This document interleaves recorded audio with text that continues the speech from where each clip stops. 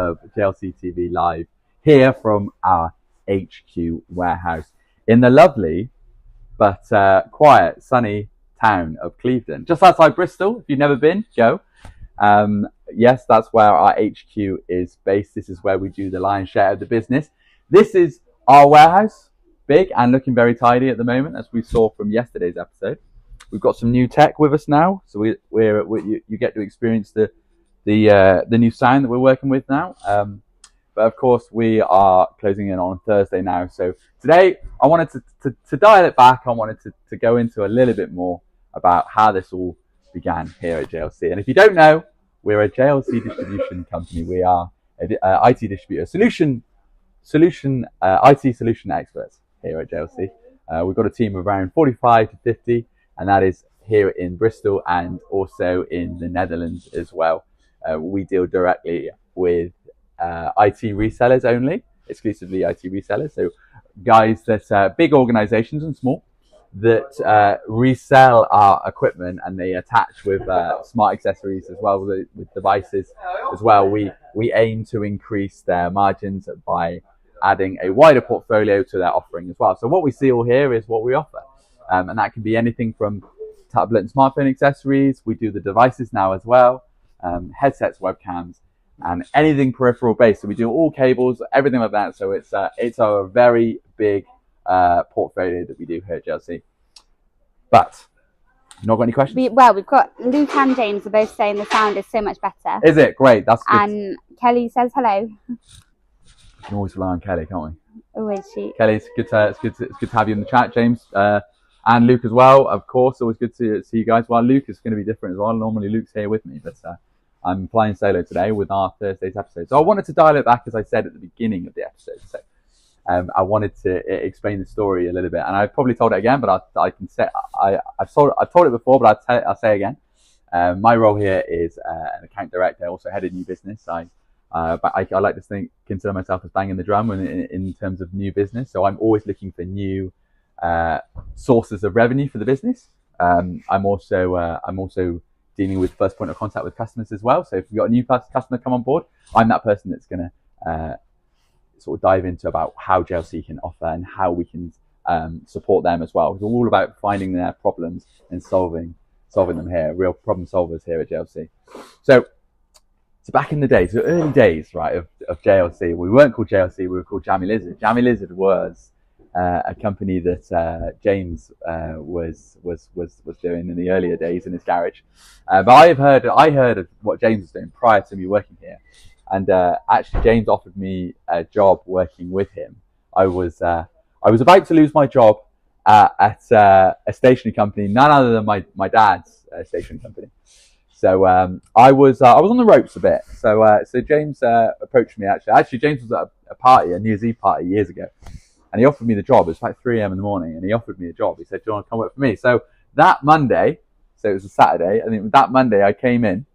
It was the first working week of January 2013, and I began my Jammy Lizard career.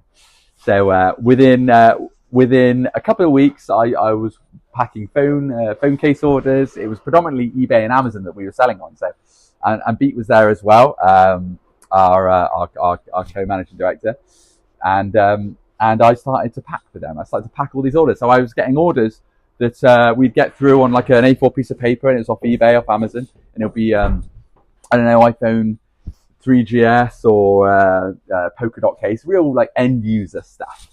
So it wasn't corporate colours. It was all polka dots. We had, what else do we have? We had there was that one with like crowns and diamonds. The Diamante. Yeah, it must be that one. Yeah, Diamante. Yeah. We've got the pink bow, of course. The pink bow. Oh yeah, the pink bow. Pink bow was this ghastly case, but it was, for some reason, it was quite popular. It was I think it was like a fully enclosed case and like a little pink bow on the back.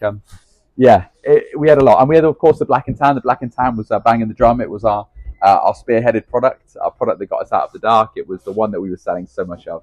I remember just the like leather flip coat, the cases sold really well as well. Yeah, it was really good, and of course an array of colours spanning all across. But I found out a little bit later on in my career with Jammy Lizard in the early stages, I was colourblind, so I was getting orders wrong. So I was packing incorrect orders quite frequently, and we were coming up with a lot of returns requests and a lot of complaints. So we had to identify what the issue was. The issue was me. I couldn't see color. It turns out I actually can't see secondary colors. I can see primary colors just fine. So your main colors, like your reds, your yellows, you know, your blues, all those ones, I can tell that they are what they are, but it's the secondary colors, the ones that aren't obviously blue, the ones that aren't obviously green, for example, you know, maybe they're really light green, I might confuse it with yellow, or if it was a really dark purple, I might confuse it with blue, and vice versa as well. So yeah, it's just my life. I've never known color, and it's okay. Don't cry for me. I've never known it. I can't be sad for what I never experienced. I never miss. So anyway, so Kelly and James are saying the Christmas cases were really nice and classy. Do you remember those? The Christmas cases, of course. Yeah. The Christmas cases. I guess like during the festive season, it was always a really big. It was always big for us. A lot bigger than it. I'd say it was a lot bigger. I mean, James might be able to correct me on this one, but I'd say it was a lot bigger than it is now, just because we were retail focused. Of course, you've got Amazon really pushing that consumer base, eBay as well, and the product that we were selling was relatively. It was bought as a gift, and so we would see very big spikes during the Christmas period. We do see it now in the corporate world, but maybe not so much as a spike. It's more consistent. I remember it must have been probably James's first year of trading, and I think it was Christmas Day, and I guess everyone had their new phones, and his orders were going crazy. Oh yeah. After Christmas, it was just crazy. So I remember we'd be doing like trips to the post office. We were sending, we had like these bags that they would give us, and we would all drive it down to the local post office in Portishead, just outside Bristol. So we'd all be driving it down, and like none of us had big cars. I mean, I at the time was 21, so I had a tiny little Fiesta, and we were just piling bags and bags of phone cases. So it was a real operation, it was a real group effort, and we get all of our friends in during the busy season as well. So yeah, you got a real sense of like everyone like plugging together, and it was a good time, and it still is. It's still always remnants of that, but it's always good to kind of reflect on how we've arrived here. But so I was unable to do phone cases, so I was unable to pack actually. So Beak said to me, she's like, okay, so I struggle with colors, so now I'm just going to pack single big orders. So big orders that we get. Amazon fulfillment was one of the bigger ones. So we would get a lot of customers just ordering 100, maybe 50 of one solid color. So I was, not going to get anything mixed up, or I was going to send the wrong color. And I started to notice that a lot of these companies that were buying, a lot of these people that I thought were buying, turned out to be companies. So companies like, I remember we had TM Lewin, we had Guinness, we had Jaguar, before the rebranding. We had, these big companies. And coming from a B2B background as well, I saw these companies and I thought you'd need a contract to be able to supply these companies. But there we had on the name, on the order, we had their name, we had their contact number, we had everything. So really, it was a kind of warm lead. So I said to James, I said, why don't we speak to these companies directly and see if we can try and get in front of some more orders. At the time, we didn't really know what we were going for. We just thought, let's just try and break away from Amazon, or break away from eBay. Let's create a new revenue stream. So we said, go for it. So I had a little desk in our office next door and a phone, and I just went to work. And I had my A4 booklet as well, so I'd make notes along the way. That later turned into to be my little CRM before I knew it, before I even knew what CRM was. So I had my book, I had all my contacts in it, and I had to be working in the warehouse as well. But every day I come dressed for success. I thought, I want to dress, I want to create this new revenue stream. I really wanted to do it, and because I failed in the packing, and I thought I had something to prove.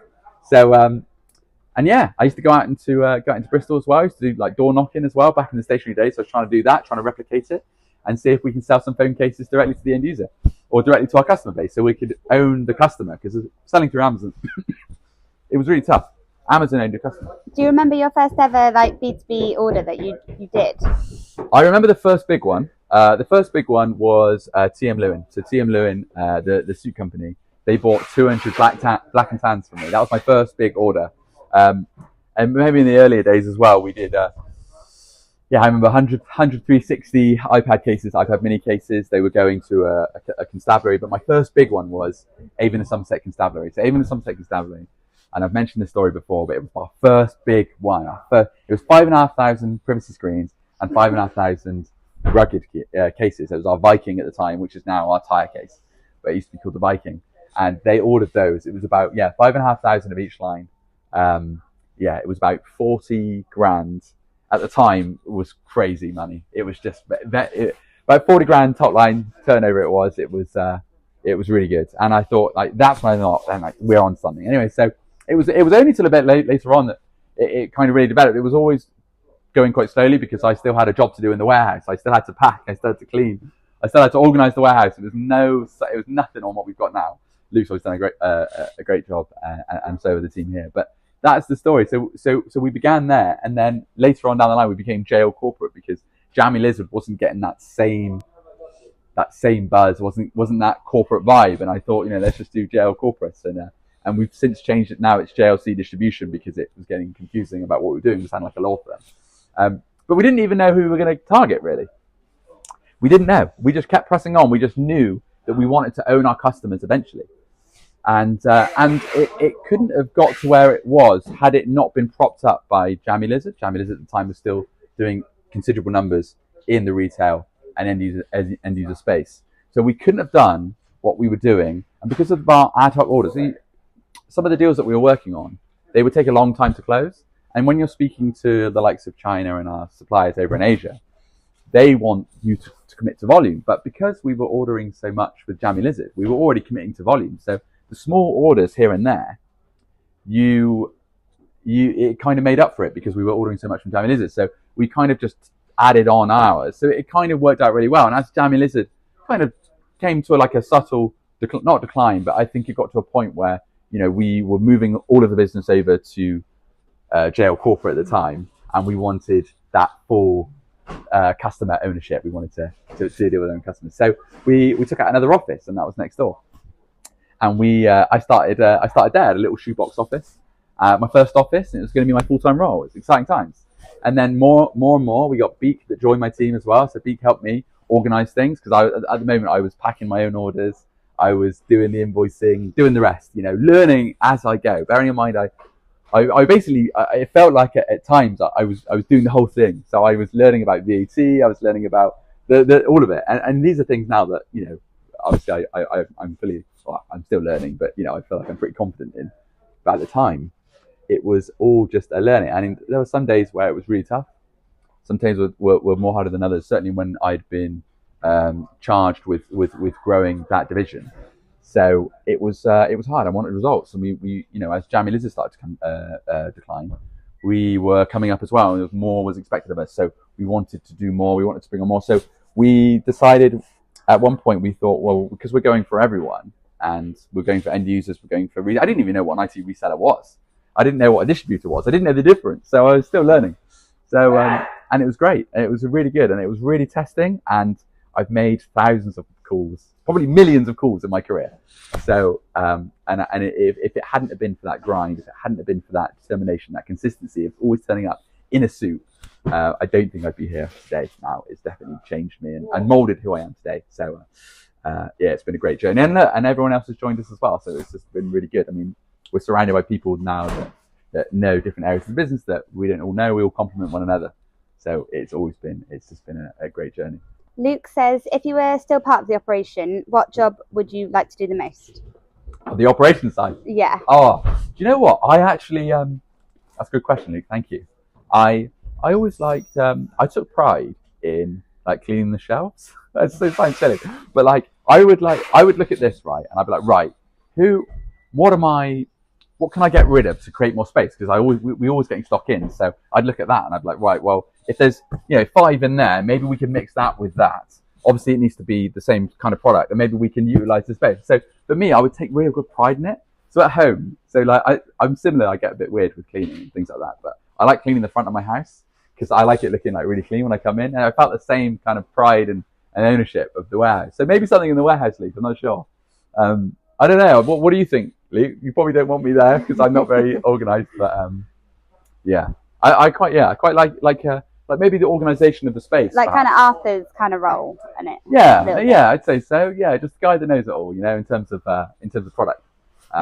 Yeah, I kind of I like to consider myself as like somebody that I've been around for a while here, so I've seen a lot of products come in and come out, and I've seen a lot of products that's been quoted. I'm familiar with what our suppliers have to offer, and I can share that knowledge with my colleagues. So maybe something around there. Luke said you would fit well with helping Arthur. Yeah, just helping him, not just helping him, not Arthur. Yeah. I mean, there's something quite like comfortable about it, and yeah. I'm not sure you'd want me in the operations space there, but I don't know. I think I'd be a valuable asset. But yeah, it's been a real journey. Bex, when did you join? 4 years ago, well, 3.5 years ago. Yeah. Yeah, so I've been here a while now. It was only meant to be a temporary role as well, and now I'm still here. And now temp, yeah. Well, I think that's probably similar to a lot of people here. They started off as a temp, or they started off as kind of ad hoc, and then they kind of just molded the role and made it theirs. And I think we see a lot of that here at JLC. People start off in a certain area, and later on it just transpires that their skills are we could use their particular skill set. Perhaps someone's really good with numbers, or maybe someone's really good with pricing, maybe someone's good with customer facing. So if you're good at something here, then put it forward, and we can mold a role to your specific skill set. James said, once you join, you can't leave. JLC is like an infection you can't get rid of. That is a very poetic way of putting it. Yeah, we can't leave, and we won't leave. And yeah, nice, well put, James. But I just said that a lot of the roles here have been kind of molded by that particular person. So yeah, if you've got a good idea of something like that, always come forward with it, and we'll always make room for you here. But that's the story. That's the story of JLC. And JLC, so JL, and then you've got Jammy Liz, and then you've got the corporate side. So we've kept that one there just for homage. And then we've got the distribution side, because we are, of course, a distributor, distributing all things IT hardware. Like 10 years ago when you started making calls, did you ever imagine it was going to get to the size it has now? No idea. To be honest, I had no idea what it was going to look like, actually. All I'd know, because I remember we had James, obviously Beak, had Ken as well. Ken was a big mentor. Ken's like our chairman. He classed himself as the helicopter. It's like a helicopter like hovering above, over everything. And we can always come to Ken. Ken's got a vast wealth of experience in different sectors. So Ken was a mentor, and he was a real advocate. He really helped me, along with other senior management. But yeah, Ken said that we're on something with the customers, with owning our own customers. He's really excited about that. But I didn't know. I remember I got my A4 book, and it was full. And I remember it was full, but I didn't want to change the book. So I would be adding pages into my book. I'd be stapling pages on pages. And at the point, it wouldn't even close. It was just so filled with books. And it wasn't organized at all. So it was just wherever you went. And I just go through it every day. Make calls every day. Call in new people, new customers. We didn't, at the time, we weren't using LinkedIn. I think LinkedIn was there, but I wasn't using it to the point which we use it now. It's one of our main tools, I would say. But at the time, we didn't. Teams wasn't a thing. Microsoft Teams. And yeah, a lot of it was just learn on the job. And a lot of our competitors now, they're relatively new. For example, I was speaking to some other case suppliers, and they formed in 2019, 2020. We started doing all this. I mean, when I joined, it was 2013. So it was good because we'd already, when the demand spiked for this kind of product in B2B, we were already well adversed in it. So we've already got a wealth of experience. We already had a decent supply chain, and that supply chain has been the reason why we've been here and we're still going, because we've got that. I think James has been working with a particular company in Asia for coming up to about 14 years now, 15 years, and it's like the Wild West out there. So to have that relationship and to know that you've got each other's back during the dark times as well, because as James alluded to in his video this morning, there has been times where it's been tough, and through that hardship and through those tough times, we've created a really strong bond with our suppliers as well. Trying to get credit with those guys as well. It's always tough. So it's been they've got more now. They've got more trust, and they've got a friendship as well. So we consider them friends. So it's really good, and it's been positive, and it's been a hell of a journey, and it's a journey that's ever evolving. And I predict, in fact, I know that JLC TV will be the same thing. So what we're starting here, what we've begun, is just the beginning of what we're going to see this grow and it's going to morph into. And that's why I'm really excited to be a part of it, because it's good to be at the beginning of something, because I know from just from turning up every day, doing it, and just out slowly seeing results. I know yesterday, I'm not sure what's our viewer rate at the moment, for example. We're averaging about 10 people on this. Okay, this one. fine. All right. Well, look, when we first started, it was a lot earlier and a lot smaller, but I think there's probably 10 organic. Hopefully, there's 10 organic. I know we've got a few people in the building, probably viewing as well. Beak's got a question. Hello, Beak. Are you going to wear your top hat to the Christmas do, like the original JW? Do you know what, Beak? I probably would, but I've lost it. I've lost it. I've got the case, but yeah, the original JW. Yeah, I love the top hat. I don't know why. I just always did. Always liked the top hat. I've got a really good one. My sister bought me one. It was a real decent one, but I lost it. I think I lost it a while ago because it's not in there, and I did look for it. So maybe I'll get a new one, Beak. Maybe, but we'll see. We've also got the Christmas party on next Friday, haven't we? Yeah, next Friday. We've got majority of people are coming. Everyone from Almelo as well. We've got everyone coming over from the Netherlands. It's good. Yeah, and we're a big old team now as well. Back in the day, we used to be a lot smaller. But so it's always good to see the team growing, and for us all to be in one place as well. James mentioned that we've got a lot of awards. Well, not a lot, but I think it was like 6 or 7, maybe. Yeah, I think about 6 or 7. It's good. It's nice. And James says, why don't men wear hats now? Because in old photos, men always had hats on. I don't know. I don't know what it is. Maybe it's not so.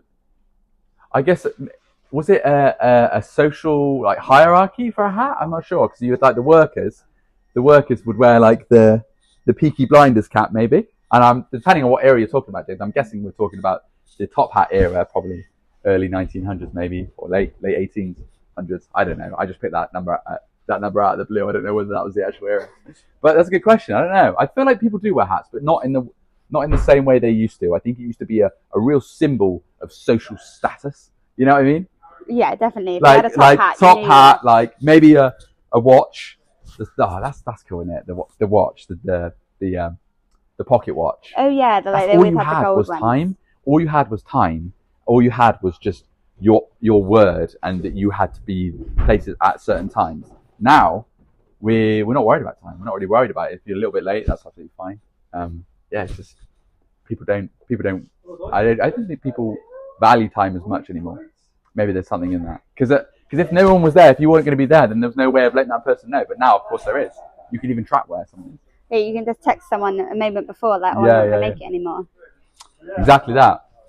Well, that's the story. I mean, it was probably a bit of a quick one today, but I just wanted to go into a little bit about the story about how JLC became and how we still continue to be. Watch this space. Hopefully, JLC TV is going to take off like we know it will, and we'll be documenting the whole way, because I feel like we should have done. I look back and I wish I documented more at the time, because I didn't know what it was going to be. So now we're learning from our mistakes, and we're now documenting it every day. So we'll have everyone join us along the way as well. We've got Luke and we've got other guys that you'll see develop as well. So it's an exciting time. But yeah, have we got any more questions? No more questions. No, that's everything. Do you know what? I might just leave it there, actually. I feel like it's 24 minutes. Is it really? Yeah, it's been 24 minutes. 24 minutes. All right, cool. Well, thank you so much, everyone. Thanks for joining in. Tomorrow is Friday, which means it is the raffle. Was it the raffle tomorrow? Yeah, raffle and Star of the Week. And raffle and Star of the Week with me and Luke Murray, our operations director as well. So be sure to tune in there. We've got a new audio as well. So you're going to hear us. It's going to be crisp. And we'll see you tomorrow at 1 p.m. This is JLC TV. Thank you so much.